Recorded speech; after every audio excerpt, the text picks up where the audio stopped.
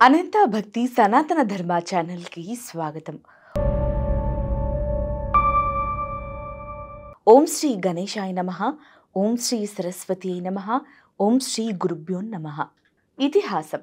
సప్త చిరంజీవులు. అశ్వత్థామ ద్రోణాచార్యుని కుమారుడు. మహాభారత యుద్ధం అనంతరం మిగిలిన దుర్యోధనుని పక్షపు విరోధులలో ఒకడు.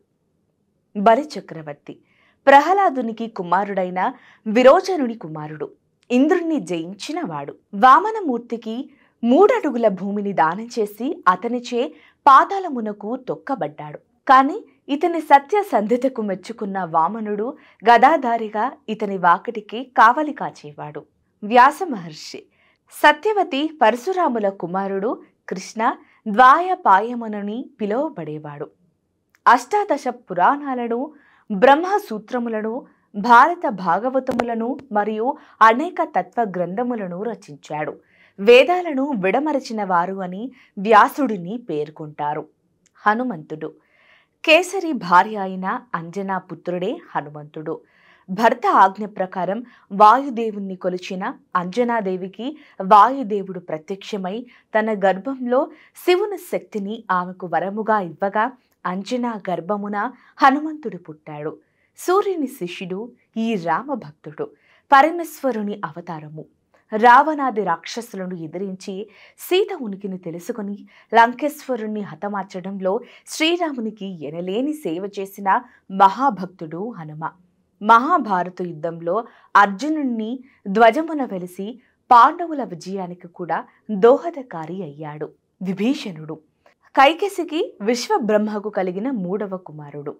బ్రహ్మపరమున ఇతడు సుశీలుడయ్యాడు. ఈయన భార్య పరమ అనే గాంధర్వ స్త్రీ.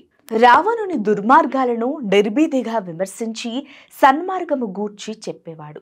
సముద్రము దాటుటకు, రావణుని హతమార్చుటకు శ్రీరామునికి ఉపాయము చెప్పాడు. రావణుని అనంతరం లంకాధిపతి అయ్యాడు. కృపాచారుడు. సప్త చిరంజీవులలో 6వవాడు కృపుడు. శరద్వంతుని కుమారుడు. శరద్వంతుడు ధనుర్వేదమును పొంది తపస్సు చేసుకునేవాడు. ఇంద్రుడు ఇతని తపస్సును భగ్నము చేయుటకై ఒక అప్సరసను పంపాడు. ఆమెను చూడగానే ఇతడు కామపరవశుడై ఆ చోటును వదిలి వేరో చోటుకు వెళ్ళాడు. ఆ సమయమున కలిగిన కుమారుడు కృపుడు. కృపుడు శరద్వంత దగ్గర ధనుర్వేదమును నేర్చుకున్నాడు. భీష్ముని కోరిక మన్నించి ధనుర్విద్యను నేర్పాడు. మహాభారత యుద్ధంలో దుర్యోధనుని పక్షమున నిలిచి యుద్ధం చేశాడు. యుద్ధం అనంతరం జీవించిన వీరులలో కృపుడు ఒకడు. పరశురాముడు. రేణుక జమదగ్నుల కుమారుడు. జమదగ్నికి తాత భృగు మహర్షి ఉపదేశంతో హిమాలయాలకు వెళ్లి శివుని గూర్చి తపస్సు చేశాడు. ఈశ్వరుడు బోయవాని వేషమున వచ్చి పరశురాముని పరీక్షించాడు. శివుని ఆజ్ఞతో తీర్థయాత్రలు చేశాడు. శివ అనుగ్రహంతో భార్గ వస్త్రమును పొందాడు. సర్వేజన సుఖినో భవంతు. గోవులను సేవించండి, గోవులను రక్షించండి. ప్రకృతిని కాపాడడం మన ధర్మం. దయచేసి ప్రతి ఒక్కరూ ఒక్క మొక్కైనా నాటండి. ఇలాంటి మరిన్ని వీడియోలు చూడడానికి మా అనంత భక్తి సనాతన ధర్మ ఛానల్ని సబ్స్క్రైబ్ చేసుకోండి.